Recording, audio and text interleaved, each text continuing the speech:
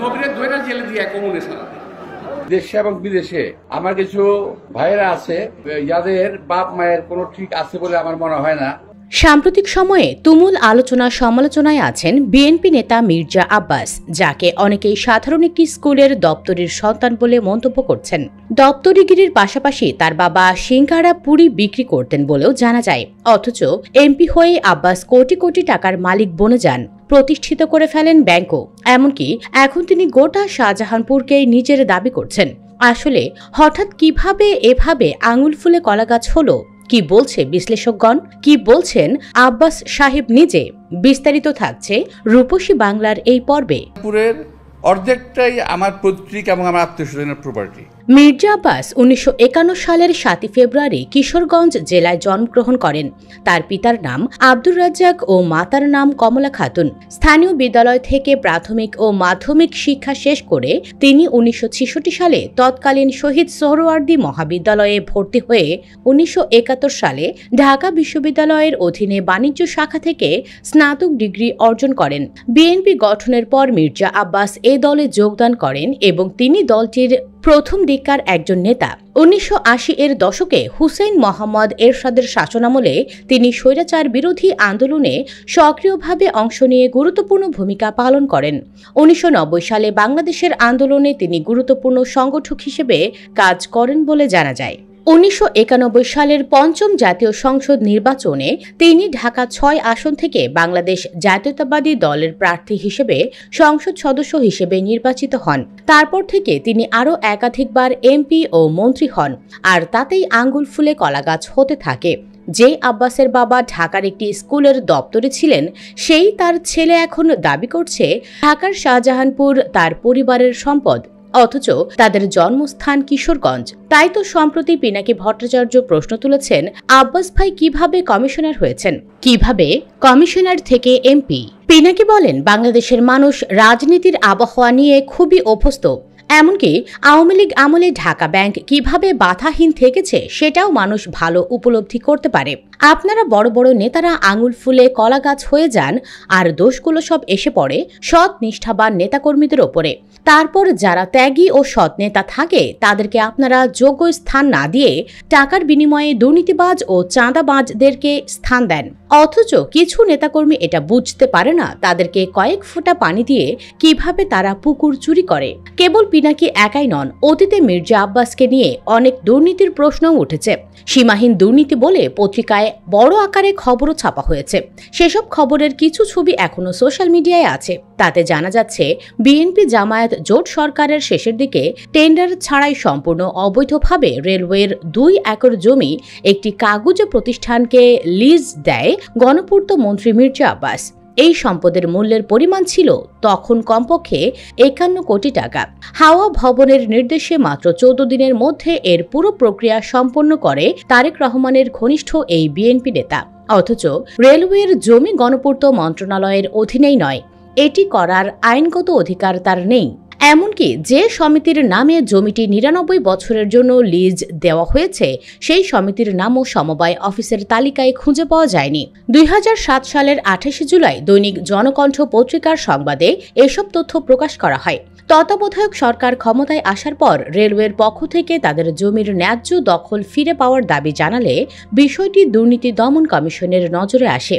জানা যায় 2006 সালের অক্টোবরে বিএনপি জামায়াত ক্ষমতা ছাড়ার আগে এটাই মির্জা আব্বাসের শেষ দুর্নীতি। মাত্র 14 দিনের মধ্যে পূর্বাচল সমবায় সমিতির নামক একটি কাগুজে প্রতিষ্ঠানের কাছ থেকে 1,46,00,000 টাকা ক্যাশ জমা নিয়ে জমির দখল বুঝিয়ে দেওয়া হয়। রেলওয়ের মালিকানাধীন ওই জমির একটি অংশে রেলওয়ের অনুমোদন ক্রমে একটি প্রতিষ্ঠান লিজ দিয়ে ব্যবসা করছিল।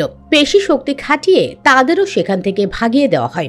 এই ঘটনায় রেলওয়ে প্রতিবাদ জানালেও মির্জা আব্বাসের ক্যাডার বাহিনীর প্রতাপের কাছে হেরে যায় তারা।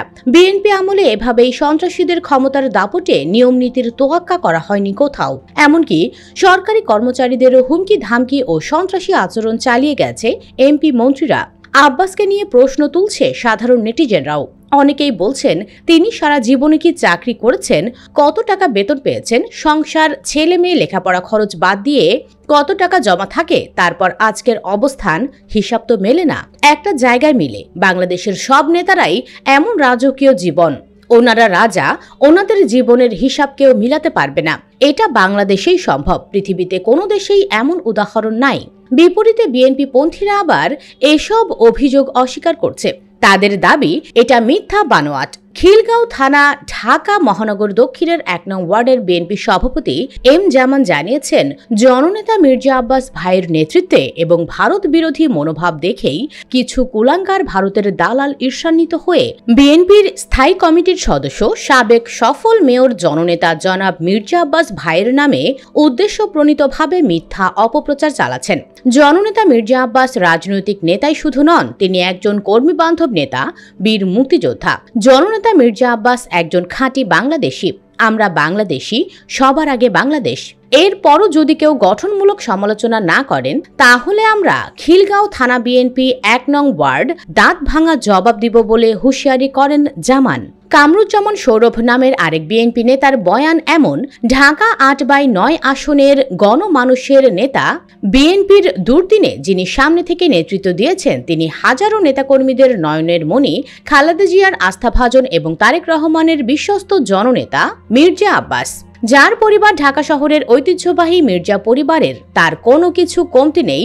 যারা ইউটিউবে দেশের মানুষকে ভিন্ন খাতে ষড়যন্ত্র লিপ্ত হচ্ছেন, তাদের উদ্দেশ্যে বলবো, আপনারা ভালো হয়ে যান। বিএনপিকে নিয়ে যারা ইউটিউবে সমালোচনা করছেন, তাদের শক্ত হাতে প্রতিহত করা হবে বলেও হুমকি দেন তিনি। এছাড়া আরও অনেকে বলছেন, জিয়া পরিবারের পর সবচাইতে বাংলাদেশের নির্যাতিত পরিবার মির্জা আব্বাস পরিবার। দেশনেত্রী বেগম খালেদা জিয়া, তারেক রহমানের পর সবচাইতে আপোষহীন নেতৃত্বের নাম মির্জা আব্বাস। এই মির্জা আব্বাসকে নিয়ে যারা মিথ্যা বানোয়াট তথ্য প্রচার করে, তারা মানুষ না, জানোয়ার। নিজাম নামের এক বিএনপি নেতা ফেসবুকে লিখেছেন, কুখ্যাত ইউটিউবারদের মিথ্যা অপপ্রচারের বিরুদ্ধে তীব্র নিন্দা এবং প্রতিবাদ জানাচ্ছি। জনাব মির্জা আব্বাস একজনের নাম নয়, একটা প্রতিষ্ঠান। সৎ, ন্যায়পরায়ণ ও দলের প্রতি কমিটেড, জিয়া পরিবারের আস্থাভাজন, স্পষ্টভাষী একজন নেতা, যিনি কিছু কুচক্রী মহলের ষড়যন্ত্রে, মিথ্যা পোপোগাঞ্জায় নিঃশেষ হয়ে যাওয়ার কেউ নন। রাজনৈতিক মাঠ থেকে যাকে তুলে এনেছেন, এদেশেরই একজন দেশপ্রেমিক, স্বাধীনতার ঘোষক, বীর মুক্তিযোদ্ধা, শহীদ রাষ্ট্রপতি জিয়াউর রহমান। তিনি বলেন, আব্বাস ভাই তার দীর্ঘ রাজনৈতিক জীবনের সততার মাধ্যমে এদেশের মানুষকে সেবা করে যাচ্ছেন। তার রাজনৈতিক জীবনের কর্মকাণ্ডে অনেকে তার বিরাগ ভাজন হয়ে, অনেক অপতৎপরতায় ক্লান্ত হয়ে ক্ষান্ত হয়েছেন। তা ওনার কিছুই যায় আসে না। তিনি তার আপন গতিতেই জনগণকে নিয়েই এগিয়ে যাচ্ছেন। তার রাজনৈতিক কর্মকাণ্ডের মাধ্যমে বহুবার এমপি মন্ত্রী হয়েছেন। অনেক স্বৈরাচার ফ্যাসিবাদী সরকারের রসানলে পড়ে বহুবার জেল জুলুমের শিকার হয়েছেন। ১/১১ এর সময় অনেকেই দেশ ছেড়ে পলায়ন করলেও তিনি কিন্তু জিয়া পরিবারকে ছেড়ে যান নাই। ক্যাঙ্গারু কোর্টের রায়ে দীর্ঘদিন সাজা খেটেছেন, তথাপি আপোষ করেন নাই। যখন বিএনপির অনেকেই সংস্কারের নামে ১/১১ এর সরকারের সময় অনেক সুবিধা ভোগ করেছেন, তখন তিনি খালেদা জিয়ার পক্ষে আমাদের মতো অনেক নেতাকর্মীদের দিয়ে রাজপথে প্রতিবাদ করিয়েছেন। জিয়া পরিবারের পক্ষে আওয়াজ তুলেছেন, ঢাকাবাসীদের একত্রিত করে আন্দোলন সংগ্রাম চালিয়ে গিয়েছেন। সুপ্রিয় দর্শক, দপ্তরির ঘর থেকে মির্জা আব্বাসের ব্যাংকের মালিক হবার বিষয়টি আপনি কিভাবে দেখছেন? এমপি মন্ত্রী হলে কি সৎভাবে কয়েক বছরের মধ্যেই কি এত টাকার মালিক হওয়া সম্ভব? ইয়েস অথবা নো লিখে কমেন্টে জানিয়ে দিন রায়। আর অবশ্যই ভিডিওটি লাইক, শেয়ার এবং চ্যানেলটি সাবস্ক্রাইব করুন। ধন্যবাদ।